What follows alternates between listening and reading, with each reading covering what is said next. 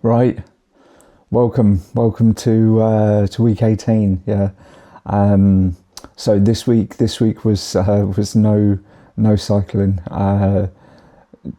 Just spent this week focusing on recovery. I basically over these last few weeks or months, I did kind of manage to really dig myself into a hole physically. It wasn't until yesterday that I was feeling more like myself. Today's Sunday, so yeah, basically spent all week recovering. It was the routine. The routine was basically wake up, eat, go to sleep. Wake up, eat, go to sleep. That was all week. Sleeping during the day. Like proper rest. Having to give my body some real time to heal and recover. But yeah, now today's Sunday. I'm basically itching to get out. Like doing some proper riding. Mentally feeling much better, physically feeling much better as well. So proper keen to get out. I did manage to put the bike together this week. It was sitting on the it was sitting in the pile over there, wasn't it? But yeah, this is it. Not the rusty one that's staying indoors. I probably could have put this in a better place. But yeah, got that together. I've still got the other one sitting up frame. Me and that frame went through quite a lot, so I'm keeping hold of that.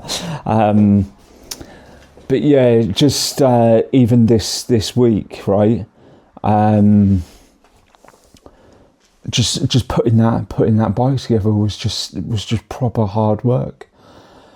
I think it took me something like 4 days to strip the other one down and then build that one, put that one together. So it wasn't, all it was taking parts off and then putting them on. So it's not like there wasn't anything like major, but 4 days. I mean, granted, it wasn't like full. I was spending more time sleeping during the day than working. But yeah, just so drained after, putting the bottom bracket on, putting the cranks on, and then going, fucking hell, like I feel like I need to go for a sleep or something. But yeah, the bike itself, I have been out on a couple of rides, and there is a big difference, a real big difference between the two. Just the biggest difference. So this is carbon. The other one was aluminium, right? This frame just feels so solid. It's unreal. When you push on the crank, you can just instantly feel the bike moving forward. So that the power transfer is like almost, well, if not instantaneous, just slightly off. So yeah, really looking forward to seeing how that bike is when working, right? When putting it through a proper day of distance and stopping and starting, going through traffic and all this and that. So exciting times, right? Back to the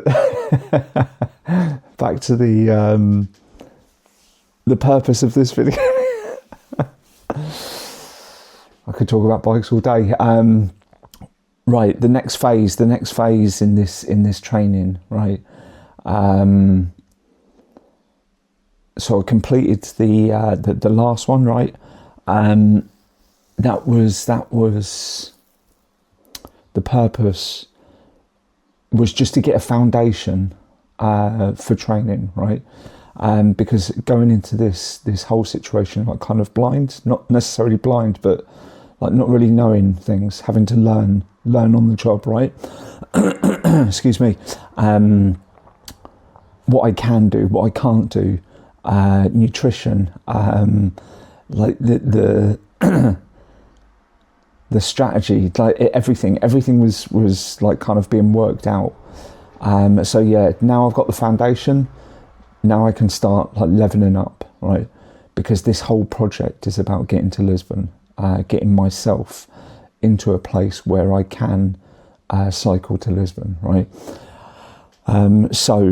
London, riding around London, riding around London is awesome, right?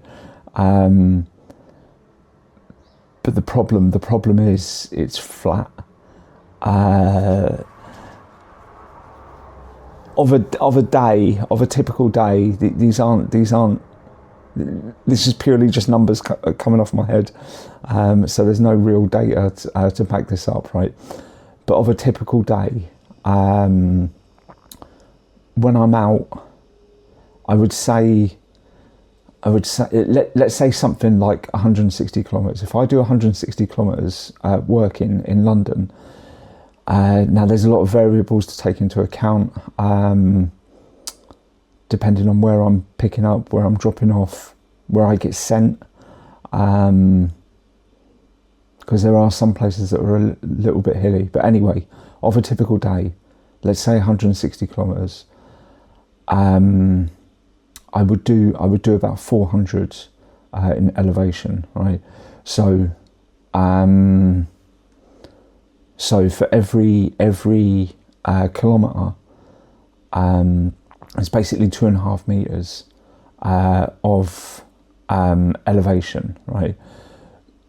Now, that number is basically meaningless until you compare it to something. What I know is going down to Brighton. Going down to Brighton is about 90 kilometres. Elevation would be about 1,000 metres. So for almost half the distance, you're doing over double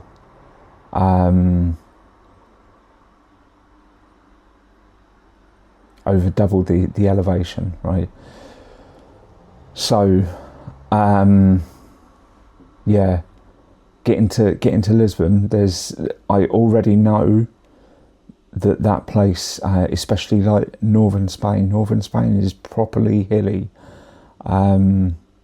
Last time I attempted it was the day when I broke was I forget what the elevation was for that day. I should have looked at it, but it is northern Spain, and I mean the whole. let's not be specific here. That it's totally different. It's totally different. Anywhere in England is totally different to London. So yeah, getting used to elevation is what I need to do, right? So how am I going to do that? First of all,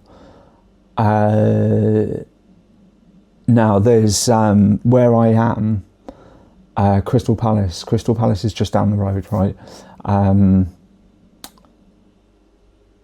Crystal Palace is quite a nice hill to do around here, right? So what I'm going to do is at the end of each day, going to come back via Crystal Palace. So end of day fatigue after out riding, doing jobs and dodging traffic and all this and that. Come back and do a hill. It's the hill is about 100 meters. The hill at Crystal Palace is about 100 meters elevation. So that should help, right? But what is going to help is every Friday. I'm going to go down to Brighton and come back to get some proper hill training, right? However, just one little caveat: hill training doesn't take place during deload weeks. It's basically the purpose of a deload week is to reduce the amount of stress and intensity. So to kind of have like a mini recovery, active recovery. Yeah, there isn't any point in doing the hills during the deload week. So yeah, that's just one little thing. The other thing as well is I'm going to be increasing the my ceiling, so the distance that I'm doing, right? Yeah, let me show you what I'm gonna what it is, how it looks, right? Right, so like I said, this is still following the same training schedule that I was doing before. Everything works, so still doing the 8 weeks, having the recovery, still the same percentages, still doing the indoor tests, right? The only thing that's changed is so this is the ceiling, so this is 100%. The last one that I did was 180 kilometers each day. So now that's been increased. I've increased it. I think it was something like 16%, 16% increase, right? Yeah. So not only has this week gone up, but then because these are percentages of this, everything else has gone up. So week 2, that almost was my ceiling on the last phase, right? So yeah, it's going to be interesting times. Right, so that's it. The next 8 weeks is sorted as far as training goes. I've got the plan put in place. Phase 2 begins tomorrow. Let's fucking go! I can't wait. I really cannot wait.